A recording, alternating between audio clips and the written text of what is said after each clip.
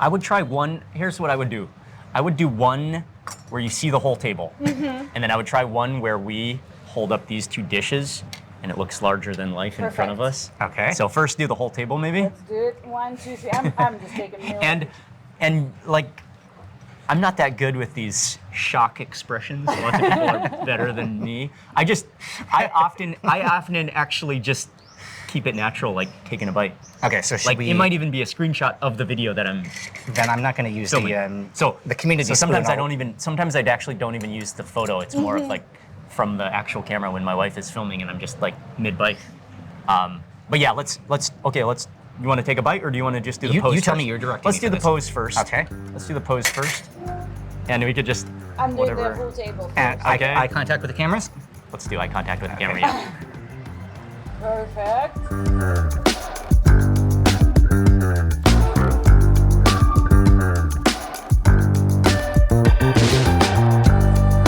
If you're watching this video, that means you have access to the internet.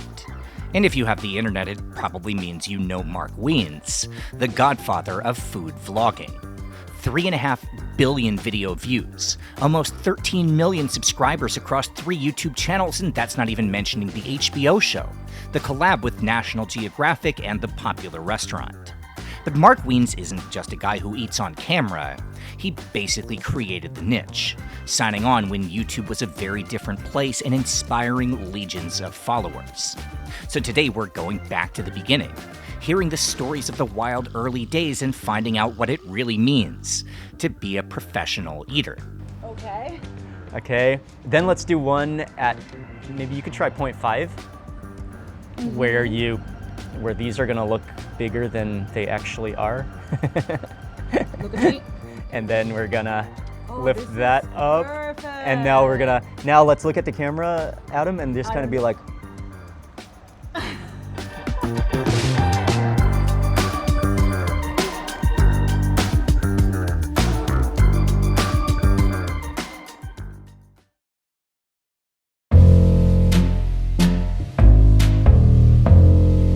good morning, I hope you're having an amazing day. It's Mark Wiens. We just landed in Mexico City and I had previously arranged for a car to come meet us here. We're going directly to a place called Texcoco, which is famous for barbacoa, which is one of the ultimate Mexican dishes. I love it so much. The idea of traveling around and eating, trying everything and waxing poetic about exciting flavors, well, that's not new. Ever since Archestratus in the 4th century BC, we've been captivated by pushing our palates to new extremes and documenting the journey.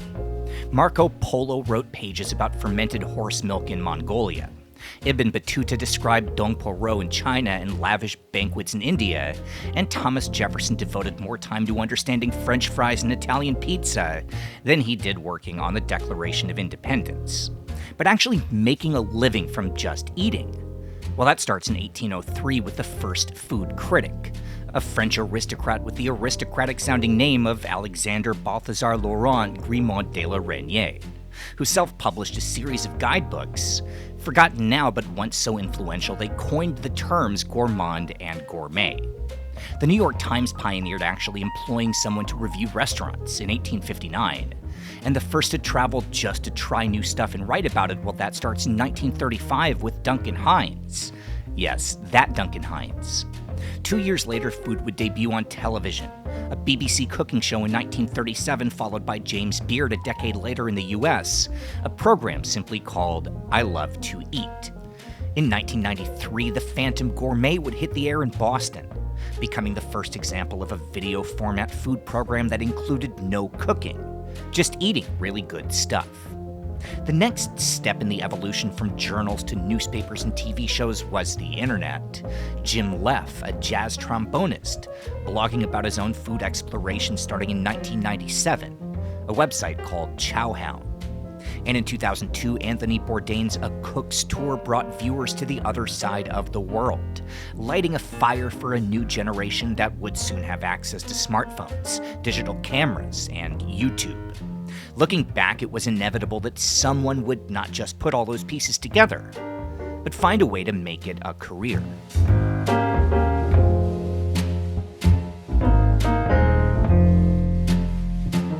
So, born in the United States. My mother is Chinese, of Chinese ethnicity, and my father is Caucasian. So I always grew up with an Asian side, and my mom's Asian side was very into food as well. And so that's how I was always, probably ever since I can remember, I've always been interested in food, and especially food around the world, but especially Asian food, Chinese food. When I was probably 4 or 5 years old, so my parents were missionaries with a church organization, and so we lived in a variety of countries. I grew up in France for a year, and then we moved to DRC, Congo for 4 years, and then on to Kenya, where I lived in Kenya for probably eight or so years, from about fifth grade until graduating high school. And then from there, I went to an international school, so I was always exposed to a variety of so many different cultures coming together, all going to school together. A lot of my friends are from all over the world. And I grew up loving food, so every time I'd have like friends from Korea, and they'd bring Korean food for lunch. Then I'd have friends from Ethiopia, they'd bring Ethiopian food for lunch. I'd have Indian friends, Pakistani friends. Basically, I would go around at lunch and be like, could I try a bite of your lunch, to all my friends. But I always thought, like, okay, this is awesome being in an international school and having so many friends and trying their home cooked food, but how much better will the food be if I actually go to that country where they're from? And you're to a be able kid to when you taste had this the thought. food. You were I mean, thinking this as a child. Throughout middle school and high school. I was thinking, man, that's the dream.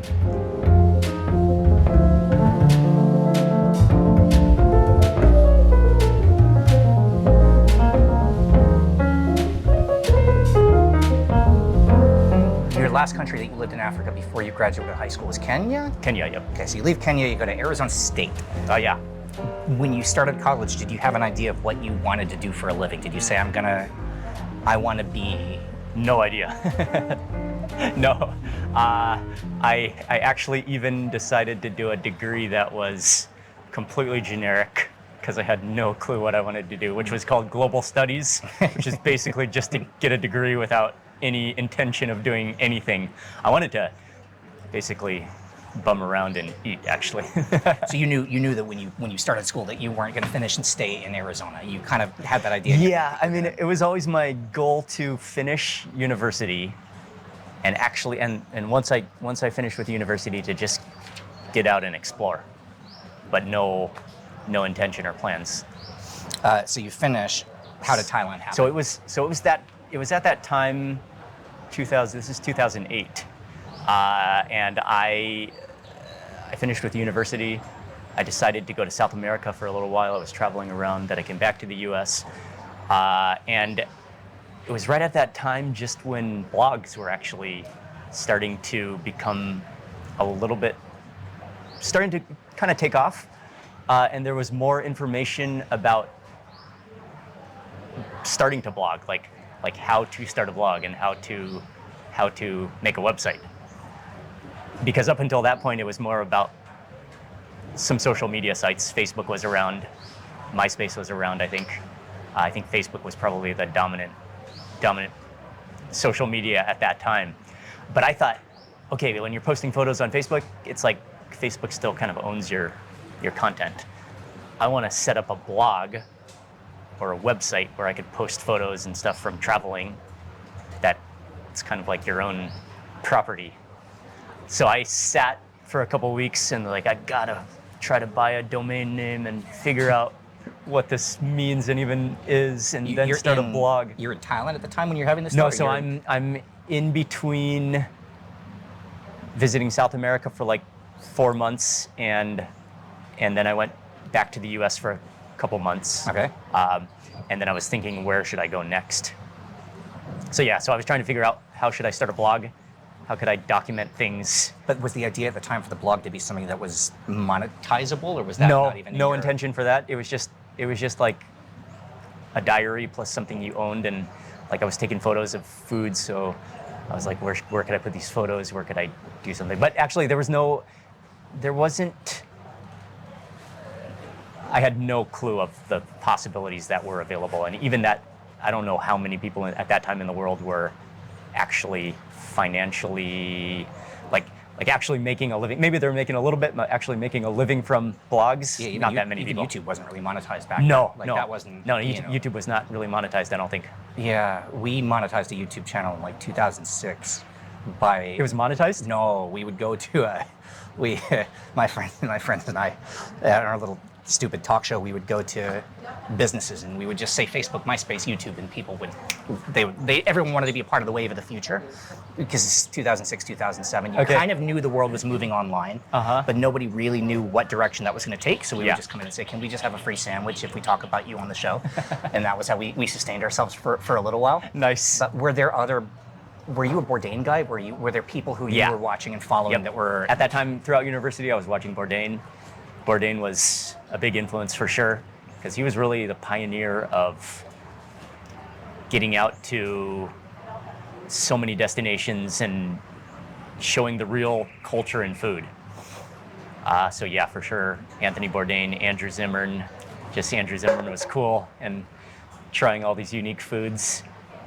And that was pretty much the extent of food content, I think, that But I had access to. It made it okay, though. It was like, you're not weird, because now Bourdain's doing it. You know, when you're a kid, you know, I don't know, I mean, you were obviously living a more international life than I was, but it still sort of felt like, you know, if you want to travel to explore, to eat street food, to try something strange, right? Yeah. You know, as a kid, it made you almost the outsider. It wasn't normal, but then Bourdain came along and it was so mainstream that all of a sudden, you know, if you were the one who had, you know, there's this Ethiopian restaurant, let's go take a drive and check it out. Yeah. That was all of a sudden, it became normalized. It became socially acceptable. Is that something you kind of would view? For sure, for sure. I mean, all of us as food lovers, I think Anthony Bourdain had a huge impact on, like, so many people getting out of their comfort zones to explore more culture. Were there others that kind of influenced you in the beginning? I was trying to think. I don't think I really remember any others from back in the day. Like, from back in the mid-2000s, were there any other food? None in the online space. I mean, food people? Like food videos? Or there was not that I cooking. really remember. Yeah, there were cooking shows, you know. Yeah, there might have been more like the American fast food, like diners, drives, and dives kind of shows. That kind of show, yeah. Yeah, but no, I don't. But remember. none that, but others that really took a deep dive into learning about other cultures through food, and not just to show how strange it was, to show how respectfully. That was the thing, you know. Yeah. That was what I think made it Huge. really, and it completely changed how the world viewed food. And you have, you know, added to that legacy, you know, with what you've done. And we'll talk about that in a minute. But let's go back to those first days in Thailand. So you come here. Oh yeah. So I started a blog. I finally figured out how to make a blog. Then I decided to just to make catch it. this. Is this HTML back then, or do you have like a I was like, you made the blog. I did some WordPress. Okay. But I did some coding to like HTML to tweak it the way I wanted it. Yeah. And like that was such a huge breakthrough. Like, oh, I could add in a photo by HTML. So remember, like href Crazy. equals, and you have the links. Yes. Yeah. Yeah, that's probably like dinosaur language now. Exactly. You know, but so why Thailand? So let me think. I think so. I wanted to go to Asia at that point. I decided let's go to Asia, and Thailand was, and I was like pretty much completely broke. So I went to Hawaii I was staying with my relatives, and then I was kind of waiting for a cheap flight, just waiting, and then I was with another friend who also came with me. We got our finally we found this ticket to Bangkok. It happened to be to Bangkok because it was like a relatively affordable flight, a one-way flight to Bangkok. I guess it could have been pretty much anywhere in Asia. I just wanted to get to Asia, and I said, let's go, with no plans or intentions, and came to Bangkok. Traveled around Thailand. That's when I had met Dwight actually, a few months before that, maybe a year before that, and he's like, whenever you're in Bangkok, let me know. So I came to Bangkok. I was hanging out with Dwight, and stayed with him for a while, and then traveled around Southeast Asia probably for 3 or 4 months. And I was in the Philippines, and then I found my way to the Philippines, and I was chilling out in the Philippines. And then I had another friend from high school back in Kenya who was in the US, and he said, Mark, I want to come meet you. Where are you at? And I was like, I'm in the Philippines right now, but in the middle of, oh yes, and here comes the food. Here comes some food. Yeah. Kapung kab. Oh, the fried frog here, by the way, is awesome. Perfect. But yeah, we'll continue. Yeah, so I was in rural Philippines, and I was like, dude, I have no idea where I even am right now. I don't know how you'll get here or where you'll fly to. So I was like, okay, catch a flight to Bangkok, because I think I'll make it back to Bangkok like in the next month or so. So I get back to Bangkok. I meet my friend, one of my best friends from high school, he's in Chiang Mai now. Okay. Living in Chiang Mai. Yeah. Okay. I don't know if you've ever come across Joel Bruner. Okay. He does. Of course. Okay. Yeah, no, of course. It's small Joel world. Bruner. You knew Joel Bruner a long time ago? Oh, we go way back. Really? Since 7th grade. That's crazy. Yep. We were in Kenya together. So anyway, this is when Joel came to Thailand. Okay. So Joel shows up in Bangkok. I show up in Bangkok, and Joel's like, "Bro, I used like my last dollar to get here. We're completely broke." And I was like, "Oh, well, me too. I completely finished all my reserves." So we crash with Dwight. Both of you? Both of us. Okay. In his what's it called? A Studio single apartment? studio Yeah. apartment. Yeah. Crash with, and plus there was another guy living there at the same time too. So four of you living in a four studio of us in a apartment? studio apartment. Those are good times. Is there a part of you that looks back on that kind of like, those were good times? I'm sure at the time it was like, I gotta find a way to. Yeah. I mean, at the time and I think it is also, like we came from not needing a lot and just happy to be where we are, happy to hang out, happy to be learning, and I think it's still something I appreciate. But yeah, I mean, I've gotten older and probably wouldn't want to be like on the ground with 4 other dudes in a studio apartment. A little more space would be preferred, but you do hit that point where it's like, I can't do a hostel dormitory. I just can't. Yeah. I can't. But I mean, but it's still like flexibility, like that's like the greatest thing in life that you need. And one of the flexibility, adaptability. That's for traveling. That's like an Also, unparalleled skill. God bless Dwight Turner for allowing you guys Dwight. to all stay Oh on yeah, his. Dwight, man, owe it to Dwight. Dwight is such a good guy.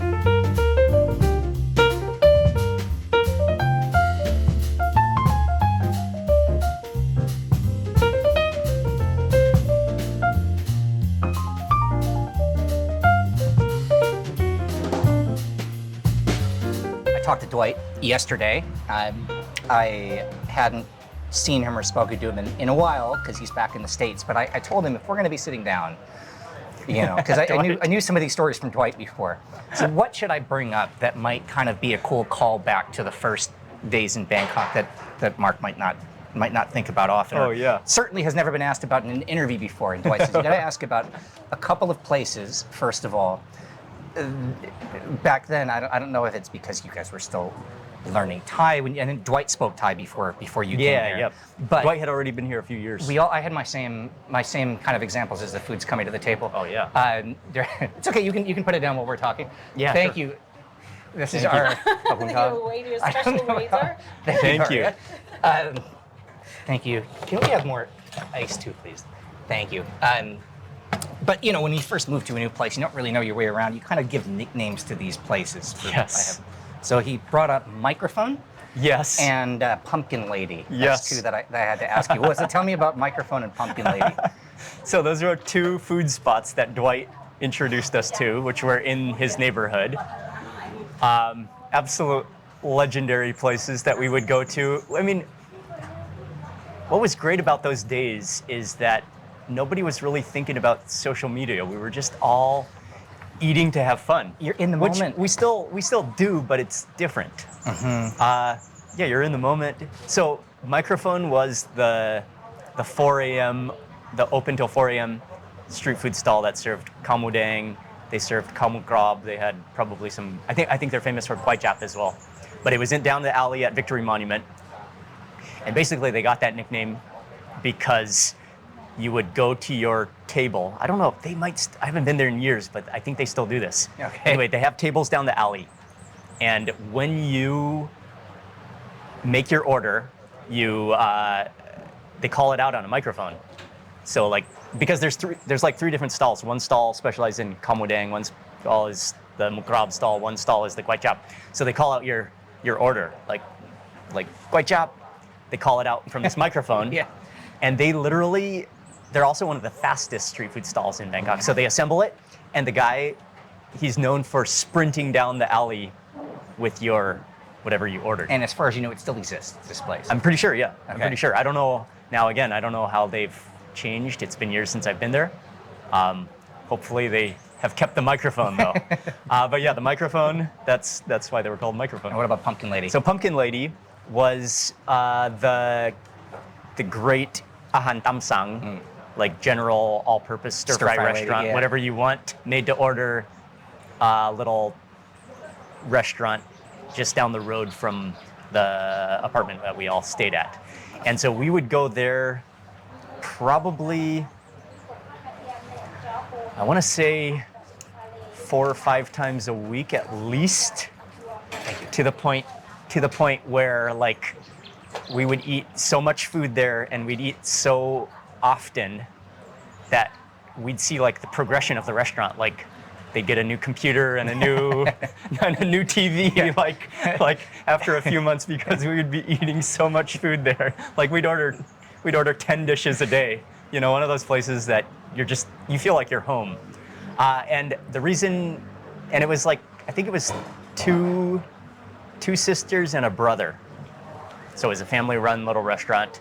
And the reason that Dwight started calling them Pumpkin Lady is because even though it was a stir-fry restaurant, she also specialized in a few desserts, or maybe one of the sisters made the desserts. And you know, there's the Phok Tong Sangkaya, Right. which is a pumpkin with custard on the inside, a famous Thai dessert. And she'd always have a couple pumpkins outside the restaurant on sale. So she was always referred to as Pumpkin Lady. And it is sometimes hilarious, like years down the road. Like, I think even Google Maps, it was like, and it was not called Pumpkin Lady at all, but I think even on Google Maps, it was like called Pumpkin Lady.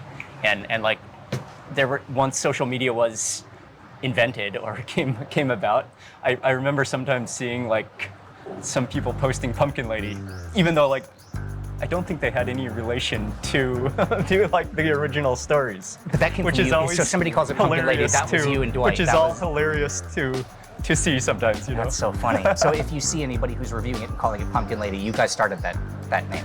Dwight started that. specifically Okay. started that name years and years ago. Yep.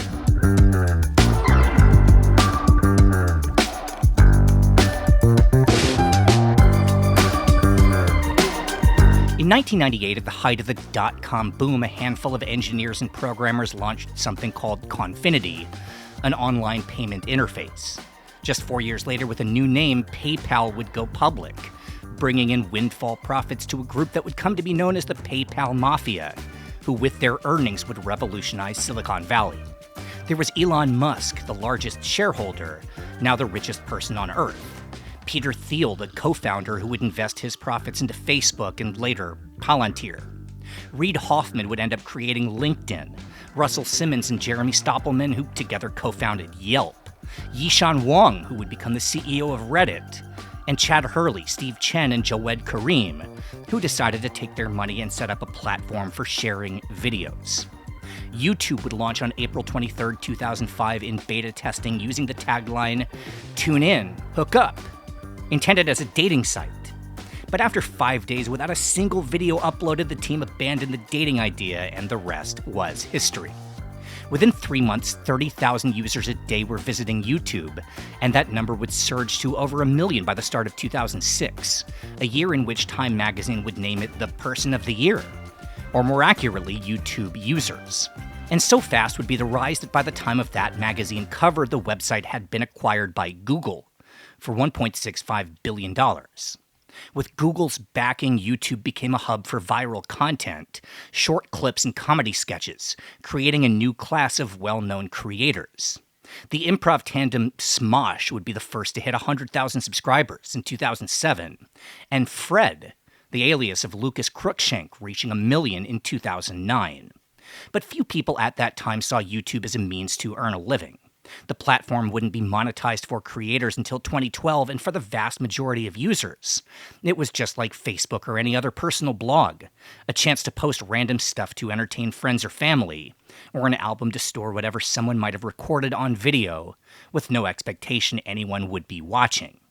At the time of Mark Wiens' first upload in February 2009, even the big YouTube channels were raw and low resolution. There was no easy access to user-friendly editing software. Uploads were limited to 10 minutes in length, and food vlogging wasn't just non-existent. The term hadn't even been coined yet. YouTube has this thing where if you check somebody's channel page, it'll tell you everything about the channel, like including the day that it was registered. Oh yeah. February 3rd, 2009 was your, I believe, was your first one, was it Mark Wiens or was it Migrationology? Was the first YouTube channel that you set up? I think. Oh, this looks fantastic. Oh, sweet. And Papa Kapong Gab. Okay. Yum ka ba? Okay, great. Kapong Gab. Yep. Jungle Curry. Yes. I'm actually not completely sure. I may have changed the name. So, Migrationology was the first blog name. Right. And it was actually a name, like my idea was I enjoyed traveling at a, yeah, water? please. Yeah. Do you want iced tea? Yeah, that'd be great. Okay. So I enjoyed traveling at a slow pace, not like, and also at a, like, my idea was to migrate instead of travel. Like be in one place for a long period of time and experience it like a local instead of trying to run around to visit the top 10 attractions in any city or country. Like I could come to Bangkok, not go to any of the top attractions written in a guidebook, but just walk around the sois and try the food and try to live like a local. So that was the idea of like a migrationology. But when you started the channel in the first place, the idea wasn't immediately that, oh, this is going to be my primary focus. You were the blog was the more important thing at the time, I guess. YouTube was. Yeah, the blog at that time was like the main thing. So why did you register for YouTube? So YouTube came about maybe a year or two later. So I was really focused on blogging. I was starting to get into the blogging, and I was teaching. I did end up having to teach English for a year, which was a good experience, but not something I'd want to do for very long. Luckily, I'm not made for that person. But yeah. I'm not really a shirt and sit down in an office kind of guy. My brother and mother are both teachers. It's a fantastic profession. Respect. It's not for me. Yes. Yeah. Yeah. I need to be hands-on. Yeah. I need to be going out. But I did teach for a year. But at that time, I was investing in like blogging, like writing guides and making ebooks and the era of ebooks, and then like just cranking out information, and so. But then about that time, I guess it was 2009, 2010. I was like, man, video could be cool because now I'm just taking photos of food. But if we're like sitting, how can they see we're sitting on the street in Bangkok with all these motorbikes whizzing by and they're making like a fiery papaya salad and there's some smoking saikrok isan on the grill, and catfish going, like how will they see that? So I was like, I guess a branch just fell from the sky. So I was like, okay, we could just do these simple video clips, and I had this, I believe it was a 3.2 megapixel Canon PowerShot. Sounds about right. Yeah. That was the camera. That was the. I'm just looking at Dennis That to was the see if you camera have back that, then. Yep, 2008 Yeah. PowerShot. So I was like, okay, we could do these little clips where you would show the street food stall, you could show the food. Here's some frog. Here's some what we're eating, and then here's the environment. Check this out. So it was like unedited 30-second clips like that. And then I was like, yeah, this could be cool. And I think video is only going to become more and more popular. So I decided from that time, I said, got to commit to making 2 videos per week forever, or however, to nonstop. So I just started making videos of everything I would eat, doing about 2 a week. But then I was like, okay, it's still missing some things. You got to explain, people don't know how to eat this. One of the things, when you eat tom yum, for instance, there's quite a lot of people that I would have friends visiting or something. They wouldn't know that you're not supposed to eat the lemongrass, Right. or the galangal. Right. Well, you could, but it might be a bit tough. Yeah. So just information about a dish that you could share. And then I was like, okay, then it's also missing the explanation of how it tastes, because you could see it, but that doesn't give you an explanation of how it tastes. So I was like, I need to maybe try to explain some of this food on camera. And then I met my wife, my future wife, and she started filming for me. There she is over there. And yeah, we just committed to making videos, and I was like, man, video is way more fun than writing. Now I don't need to write. Yes. But it's so unnatural. Maybe there are people who are born to just be on camera, to just look into the camera and they're at home. You know, my channel's called OTR because not the Adam Gottschalk channel. First of all, OTR is a different story. We just couldn't choose a name. We had a few with the same initials. But the idea, I wasn't supposed to be on camera when we started it. My idea, I wanted to write. I know food. I've worked in food for most of my life. I was so fascinated by Thai food that it was the same thing. I wanted to learn it. And so, but it wasn't supposed to be me. I wanted people who actually knew what they were talking about to I just couldn't find a host, so I ended up doing it. For you, was it the adjustment to being on camera? It takes a while. It's not natural for anybody to sort of, when maybe it was for you. What was that like in the beginning for you to be video on camera versus taking photographs? I think the thing is that I didn't really, it definitely wasn't natural for me, but starting from 0 views and there was no nothing. Pressure. Yeah. There was no pressure, and it's like a Canon PowerShot, so it's basically not. It was like not making anything up. It was just talking to and I was just talking with Joel or Dwight, basically. So in that sense, it was almost like it was less pressure back then, because there was no kind of expectations. It was just complete natural, and you weren't trying to even act a certain way. It was just I remember those videos are still there. Some of them I did have to delete because back then copyright sort of problem. You could put any music on and it wouldn't be a problem. Now that's so I had to delete some of them, but some of them are still there, and it's just they were a lot less expressive, maybe because you didn't really need to do anything for camera. They were more hey guys, what's up? Hey, so here's the tom yum. They were just complete, more natural, I guess, even than so. But in a way, I think it was less pressure than it is now, because it was so less done, maybe, if that makes sense. Mark Wiens, Migrationology.com. I'm going to show you guys what to do when you're really full, when you're in a food coma. Hey everyone, this is Dwight Turner from Eating Thai Food. I've got Mark Wiens alongside me. Today we're talking about our little project for July. We've been eating vegetarian food in Bangkok and writing and trying to tell everybody a little bit about it. Was there a video that you did where you thought to yourself, I just made a good video. That was good. Like the first one that you might remember where you just, not talking about viewers or anything, just you personally felt like, wow, okay, I'm actually getting better at this. This is a good video. So the first video that really I remember, before it was just like Somtam stall number 2, Kaukang stall number 10. You know, it was just complete, just not searchable, not targeted, I guess, just showing random scenes. The first video that I actually kind of thought about, and it came from my blogging background. So at that time, 2010, then everything started becoming lists, like 10 things to do here, 10 things to do here, 10 this, 10 that. So I think I had this blog post about the 25 top things to do in Bangkok. Okay. And I was like, how about, and that, I think that might have been the top viewed article on my blog at the time. So I was like, what about making a video of that? So I did 25 things to do in Bangkok.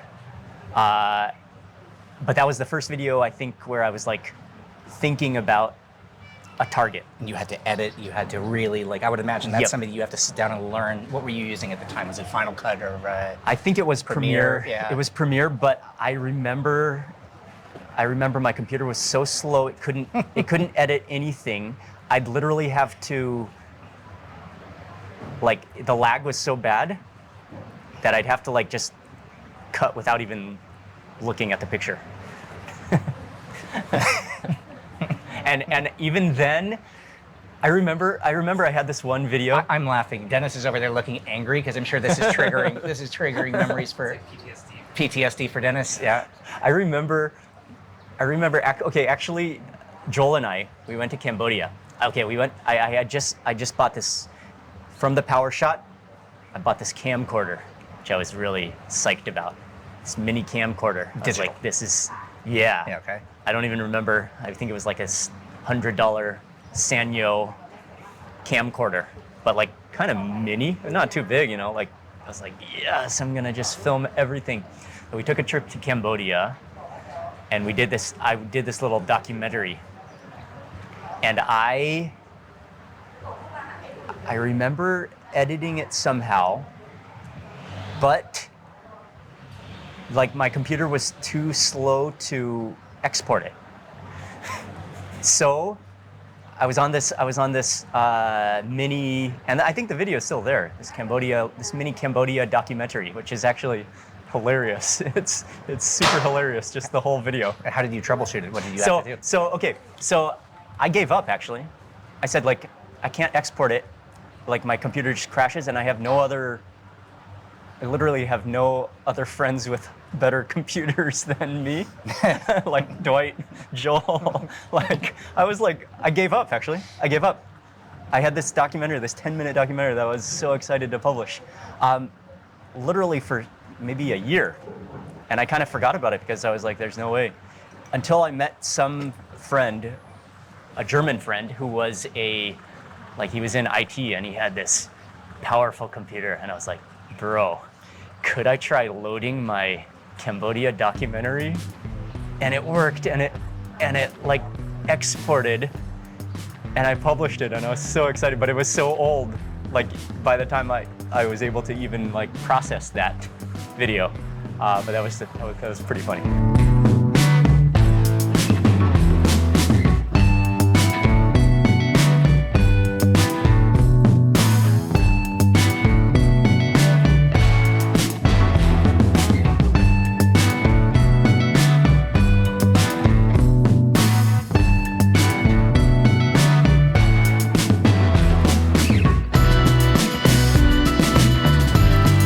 Bad news is that when we were in Boracay, my camera completely died and just completely broke.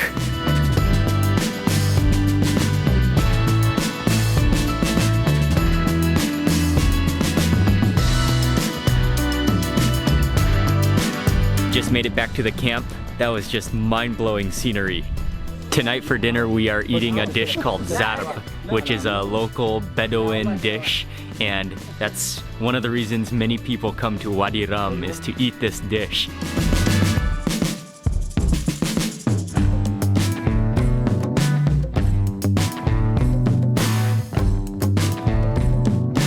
I already know that I have a tendency to enjoy caffeine, but I definitely got it from my dad. Hey, I'm really missing my cup of coffee right now. Oh, did you have a couple of cups?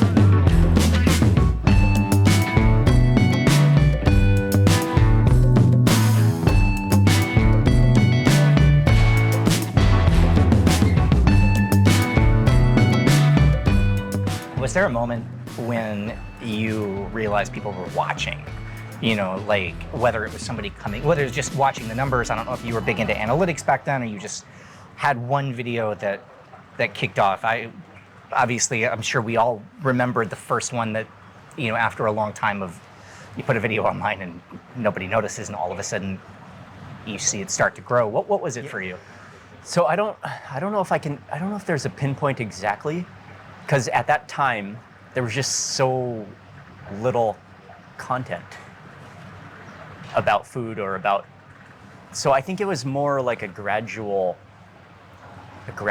process. But I mean, personally for you, a moment when, you know, I think for us it was, you know, Daria and I, the first time we kind of went out to a movie and had a couple of beers beforehand and then realized, oh, we can't do this in public anymore because people are actually coming up to us because they know us. I can't dress like a bum.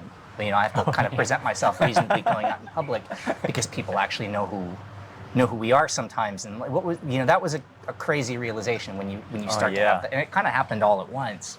Was that the same thing for you, where you sort of realized, wow, people are actually watching this, you know? Yeah. Or not really, you never had that moment. You do realize by now that people are watching your channel.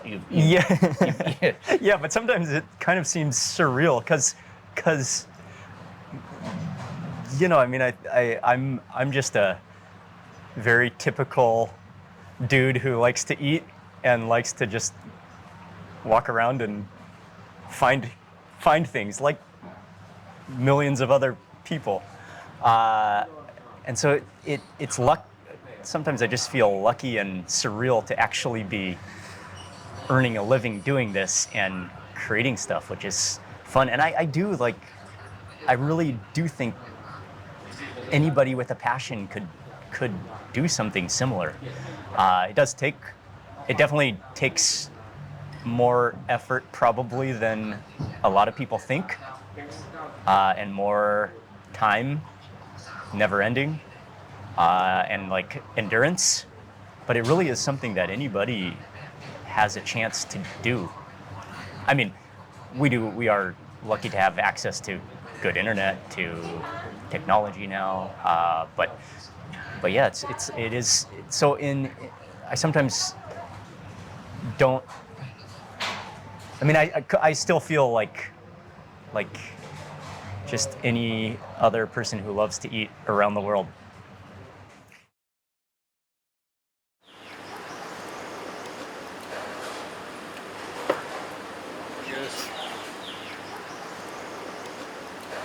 You, I think, have a very unique, you may not even realize how hard it is for most civilians to describe the taste of food. There's only so many words for it. You know, for me, I struggle so much with this. Okay, I've already said something is sweet, sour, salty, spicy, bitter, umami, you know, whatever these words are. It's really salty, or it's really spicy, or wow, that's delicious. You know, I run out of words so quickly when I'm describing something. You know, that's something I think, one of the reasons why our channel kind of went down the road of history is because I'm just not good at doing what you do. You know, people, like, this is the biggest criticism I think we get from the channel is like, what did that dish taste like? I'm like, I don't know, it was good. It was really good. I don't know, is that something that, like, how do you manage to make somebody feel like they're with you when you're eating? You know, when you're trying something to actually convey, we can use this as an example because the food's on the table right now, but like, yeah. How would you convey the taste of any of this? So one thing I try to do is, unless it's super general, I try not to compare it with like other foods from other cultures that much, because the audience, I don't want like some audience to feel left out. Like if you're always like if you're an American and you're always comparing this to an American food, you're kind of disregarding the rest of the world and like how they would maybe perceive it, which is not bad. It's just the way I think about it. I try the instead of comparing it to other dishes, that I try to explain what's in it, and then try to like, okay, so this is jungle curry. It's a jungle curry because it is often traditionally made with a lot of wild ingredients that come from, or game meat, or game fish, or wild fish that come from rivers that have a stronger taste. And traditionally in the regions they would make it, they would use a lot of spices and a lot of herbs to mask the gaminess of the meat or the wild animal in it. So it's often spicy, it's often lots of herbs in there. There's finger root in there, which is usually common, which has a little bit of a gingery taste, but it's different at the same time. And so I guess I would compare it maybe to ingredients people would know, but I would try to less compare it to like a different dish from a different country. It's a really, if that makes sense. Yeah, it's a talent that I think maybe you don't recognize how hard that is for some people, but just, you know, it's even if what you just said, each step in that process was fairly straightforward and simple. Okay, it has finger root. This is what finger root tastes like. That is something I think that's one of the main reasons why your channel has connected with so many people, is because that is rare to be able to actually kind of take something. If I were to try this, my first reaction would be to say, it's spicy. Again, maybe you can go through the ingredients, and I'm more comfortable personally talking. I can tell you the history of jungle curry. I can tell you why these ingredients are utilized. You know, where this fish is endemic, for example, that's in here, what the variations of eggplants are. But to actually try it, yeah, I mean, it's hard because it's like there's a, you know, oh yeah, it's really good. Yeah, Jungle curry never fails. Yeah, it's so good. But yeah, I mean, I guess Dennis, your camera's on tripods, by the way. If you want to help yourself to some food before it cools down, otherwise we'll get you in here in a few minutes. But yeah, please feel free. Daria, same for you. Yeah. I guess I do. In my head, I'm thinking about the ingredients. Okay. And I'm thinking about how the individual ingredients taste, and then how they combine to make the flavor of that dish. But how do you do that when you're in a place where you don't really know what the ingredients are in a dish? You know, when you're in a new country or somewhere that you don't recognize what anything sometimes it actually works better than and then I think the other thing is that if I don't know at all, I try to not completely guess, but I try to just enjoy it for what it is, like maybe more basic in my description. This is, like, I have no idea what this is, but it's spicy. It's fiery chili, that kind of chili that like immediately hits the back of your throat. And I'm tasting a little acidity in there, you know, like that kind of stuff, if I don't know what the actual ingredients are.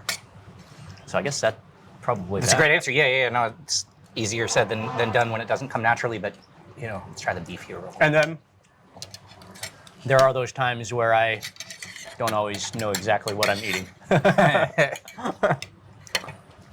going to ask you on a deeper level about YouTube. My biggest frustration. This is so good, by the way, the beef. I'm almost glad that they were out of the out of the deer. I'd come back to try it, but this is grab as much as you can. That fat's not rubbery at all. It's like nice. Okay. I don't know if they boiled it before they stir fried it, but so good. I think my pet peeve And properly spicy. and balanced but properly spicy My pet peeve in food journalism, food YouTube especially, is this. It's really easy to go for clicks with otherism, with saying, oh, look how weird this is. Look how, oh my God, like bird in jungle curry, how disgusting. Like, and to kind of, there's a lot of otherism, I think, in food content. And to me, that's the opposite of what this is really all about. It's not about trying to show, oh, look, I'm trying this crazy, weird dish, because that just puts somebody else down. It puts another culture down. Just because something's out of your frame of reference doesn't make it weird or strange or gross. And I think that that's something that's so important to me with food, not just food YouTube, food in general, is that it's something that should bring people together, not divide them. It's not to show what our differences are. It's sharing a meal with somebody is how you kind of break that wall down. And, I don't know, that's an open-ended question, but I'm curious your take on that. Yeah, fully agree. I think as travelers, as people that want to learn about another food culture, like it's almost like the least we can do is try to respect whatever the situation we've put ourselves into, instead of look at it from a point of view where we're like trying to get that controversy. Like a lot of people do look for the controversy because they know controversy gets views for sure, or any kind of like negativity does attract views and clicks. But when it comes to culture, when it comes to food, it's something that of course you don't need to love everything you try. You don't need to like everything you try. But respect is one of the things I would say is probably the most important to me in anything I do. And even when I accidentally mispronounce something, or when I like get an ingredient wrong or something, I'm like really disappointed in myself. Like, I don't want people to think I was just making that up, or I was trying to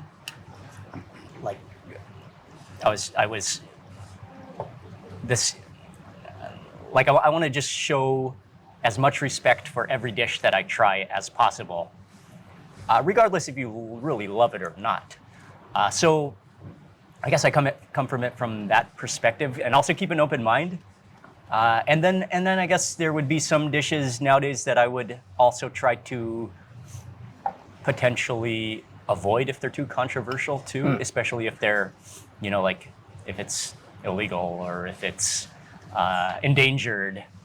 I would be more cautious now to not actually feature that, even though, if they've been eating that for thousands of years and they're doing it in a sustainable way, it's no judgment to that. It's just maybe my responsibility as with an audience to maybe not promote it. But I just don't understand really how, there's such a love for food that I think bonds all of us who have this weird disease where we just fell in love with this at a young age and have to go travel for things like this. But once you have been to a place, opened yourself up to a culture and a people, and you can't view the world the same way again. There's right now, the timing of when we're taping this, the crisis happening in Iran at the moment. It's easy to watch these kinds of things on television and to just view something as a faraway place. But you've been to Iran before. Yes. The most welcoming food culture. Oh yeah. And it's from eating, it's the sharing, it's the, you can't view, you filmed in Israel and the West Bank. You were just in Iraq. I think when I sent you the email, you were currently in Iraq, or you were there a few weeks ago. Just a few weeks ago. Yep. You look at the world so differently when you not only go to a new country and you sit in a hotel and look out the window, but when you get out there and you sit down with people and you share a meal. That's you can never kind of view a place the same way again. I don't know. Again, I don't really have a question mark at the end of that sentence, but yeah. And you realize that every country in the world people enjoy food. And it's different food, but there's similarities. Sometimes there's crossovers. Sometimes there's differences, but people love to hang out and eat everywhere in every country I've been to so far. There's not a single country where people don't enjoy food. Or also food goes with celebrations, with events. Food is a part of everybody's life. I can't even begin to imagine how many experiences like this you've had in all the places that you've been. You know, for me, every time, I mean, like, I could give you 1,000 examples. I'm sure you don't need any because it probably comes to mind immediately, of the gratefulness that people show when you express an interest in trying their food. When you arrive in a country, especially a place that doesn't get a lot of tourists, you know, and the first thing that you ask is not, my thing was always to ask my cab driver coming back from the airport, where would you eat if I wasn't here? You know, that was always a great way to kind of break that first wall down, to get beyond the, you know, the obvious places that are meant for outsiders, and you know, but the gratitude people show when you just are willing to, you know, to accept them through food. Yeah. You know, I'm sure that's something you feel constantly with. Oh yeah.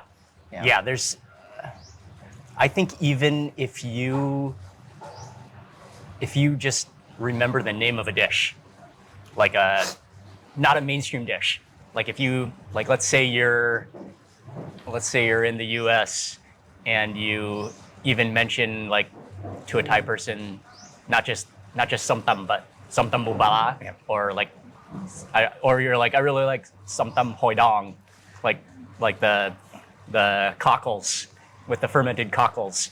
You know, they'll immediately be like, what? You know that? And they'll bright up, because they're like, okay, you actually know more food than just that surface level.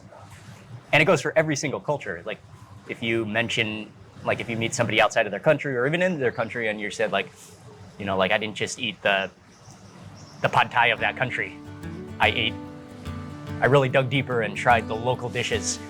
People are excited. And they really appreciate you for learning about their real culture. Maybe if it wasn't for Mark Wiens, the internet today wouldn't be full of thousands, maybe millions of people traveling around the world and uploading videos of food. Maybe it was inevitable regardless, given the rise of smartphones and high bandwidth internet and the post-Bourdain explosion of interest in trying new stuff. Either way, it's wild to live in a world where this is a viable career path, where you can make a living by eating amazing food. This is literally the best job in human history. 300,000 years, and I can say that without even thinking it through because, come on, seriously. But even for the vast majority who do it for fun, who see something epic and start rolling tape, well, that's fantastically valuable. I always tell the story about my first years in China, throwing myself into the food and traveling all around the country, and I wish I'd had a YouTube channel back then, because all of those places, every single one of my favorites, well, they no longer exist.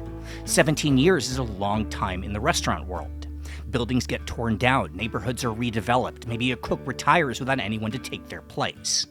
And since back then there was no Instagram or YouTube culture, well, I've tried to find any evidence of those places ever having existed. But there is none. They're gone, along with their recipes and stories. But every single person who walks around with a camera, on the road, or even in their own hometown, leaves a record. Those stories now exist. And even if the places themselves go away, well, somewhere, there's some bit of proof that they were there, and they were great. That's the whole reason this channel exists, to document the stuff that deserves to be put on tape. That's it.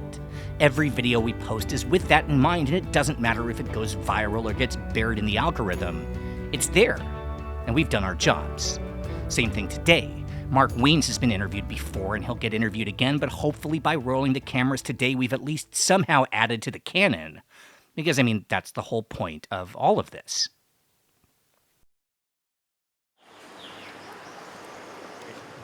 Last thing I want to get through is a couple of viewer questions. So first of all, these are great. These are questions I would never have thought of myself. Zach asks, when you're going to eat a massive amount of food in a single day for filming, do you have a routine to prepare like a competitive eater would have or something like that? How do you prepare for a day where you're going to be feasting? Not really anything. Like I the way I balance eating and like eating a lot is just by when I travel, it's pretty much everything is game. I eat nonstop all day, everything. And then when I'm home, I tend to like try to eat pretty healthy, not overdo it, kind of cleanse a little bit, and just eat like better, healthier food.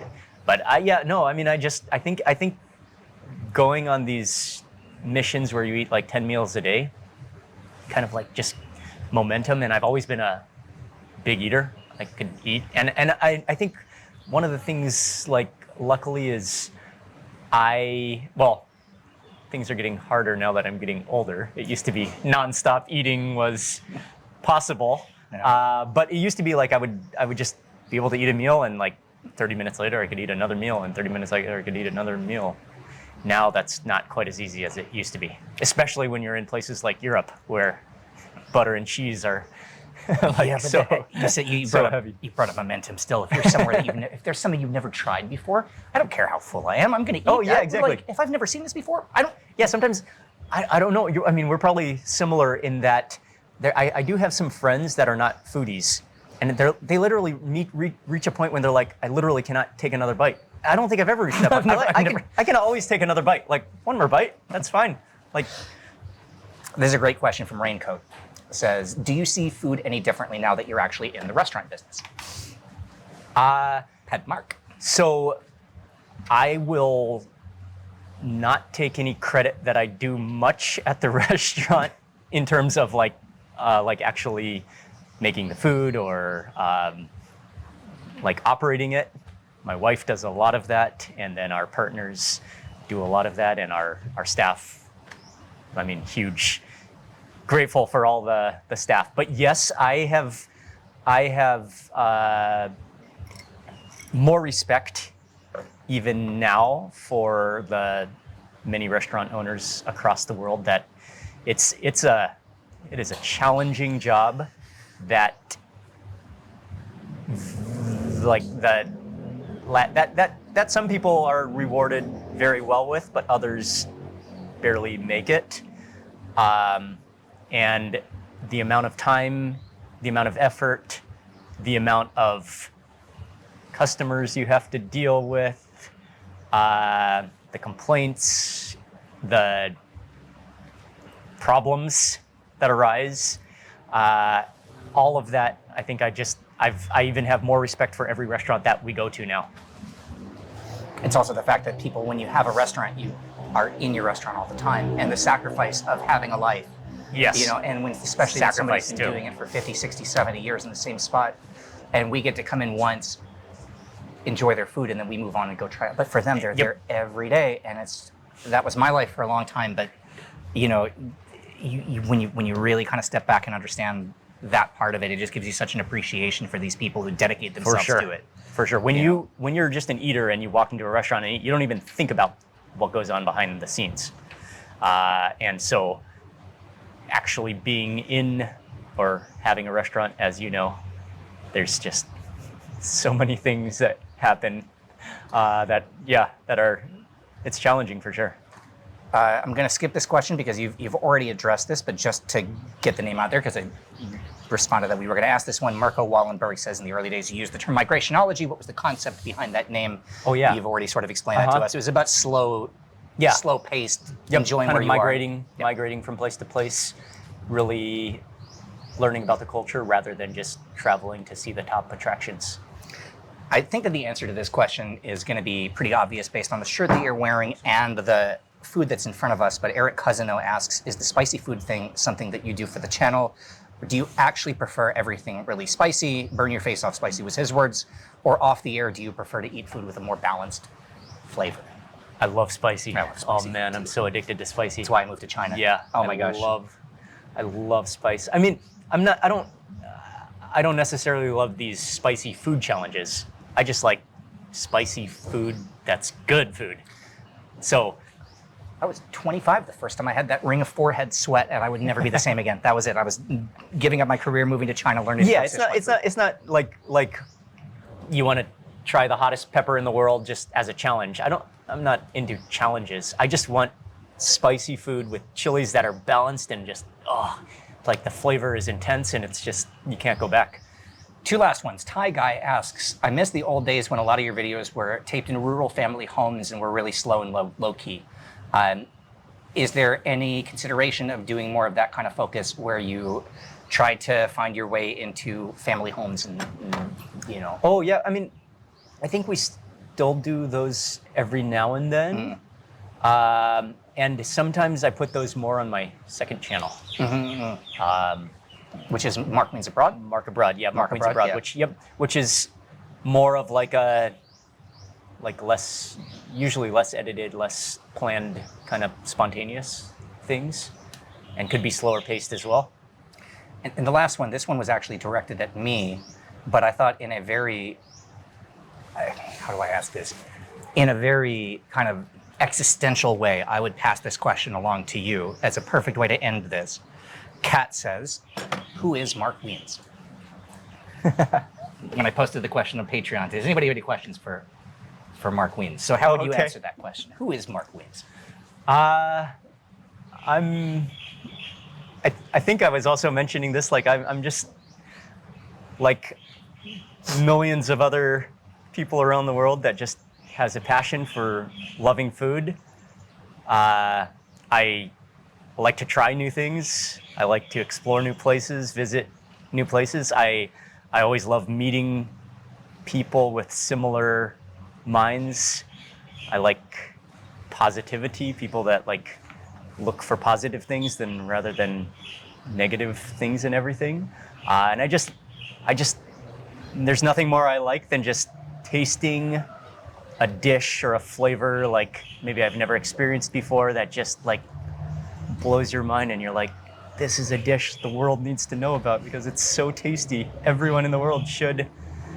And then when you go to another country and you can like repeat that and be like, this is another dish like in the middle of a rural village in West Africa that the world should be experiencing on their taste buds. So I think finding these dishes and the people behind them is just something that drives me. It's a fantastic question to a very and other than that, fantastic answer other to than it. that, I'm just enjoy Professional eating eater, yeah. like so many of us. Thank you very much. Yeah. Really appreciate your time. Thank Thanks you, for Adam. being generous with your time and no choosing this amazing restaurant. Let's shout this place, by the way. Where are we right now? So here one Ahan Pa, we're in. I guess this is probably I guess we're probably in Prawet.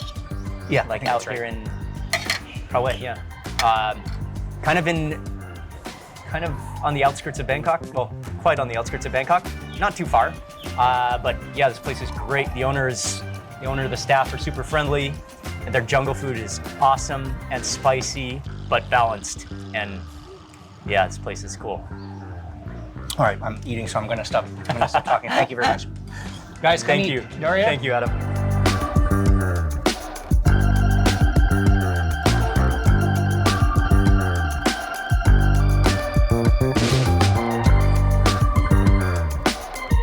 Subscribe to the channel for more from OTR. Thank you so much to everyone who supports us on Patreon. It really helps to keep us going. Find links below to our Patreon and social media, and we'll see you soon.